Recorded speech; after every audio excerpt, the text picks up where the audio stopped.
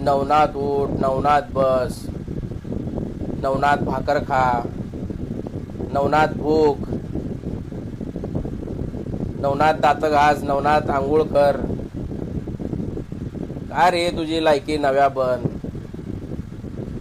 तुझ्या पक्षाची महापौर असलेली जी महापौर आहे मुंबई महानगरपालिकेची, त्या महापौर ताई तुला कुठल्या शब्दामध्ये तुझे लायकी काढतात हे संपूर्ण महाराष्ट्रानं बघितलेलं आहे. तुझ्या पक्षात तुझी लायकी नाही नव्या पण, तुझ्या अवकात का तुझ्या पक्षाच्या लोकांनी ठेवली नाही.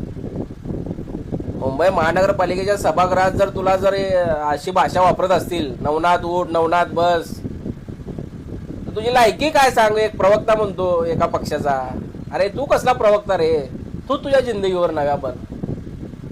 तुझी लायकी आम्हाला शिवसैनिकाला तर माहीत होतीच, पण तुझ्या पक्षाच्या लोकांनी तुझी लायकी काढली भर मुंबई महानगरपालिकेमध्ये.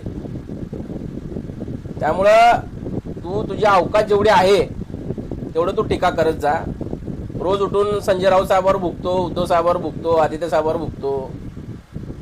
अगोदर एक पत्रकार होता, आम्ही तुझा सन्मान केला, पण तू आता एका विशिष्ट पार्टीचा दलाल बनला आणि एका पार्टीचा तू चापलुसी करतोय. हे तुला शोभत नाही नव्या पण. किती भोकाची एक मर्यादा असते रे, भोकायला पण एक मर्यादा असते रे नवनाथ बन. ती मर्यादा तू ओलांडलास. संजय राऊत साहेबाची सकाळी मुलाखत झाली की लगेच तू प्रति उत्तर द्यायला तू तयार असतो, पण तुला ज्यावेळेस तू प्रति उत्तर देतो त्याखाली ज्या कमेंट असतात त्या कमेंट एकदा वाचत जा घरी आल्यावर, की आपल्याला कुठल्या शब्दाने कुठल्या शिव्याने लोक आपला उद्धार करतात. हे नव्या बनणं नक्की वाचावं.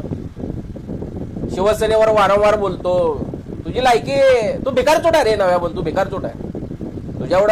तुझ्यावर बोलावडी तुझी लायकी पण नाही, पण तुझी लायकी आज त्या मुंबईच्या महानगरपालिकेच्या महापौरांनी काढलेली आहे, त्या ताईंनी काढलेली आहे तुझी लायकी.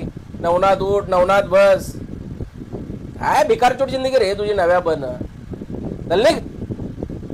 जय महाराष्ट्र.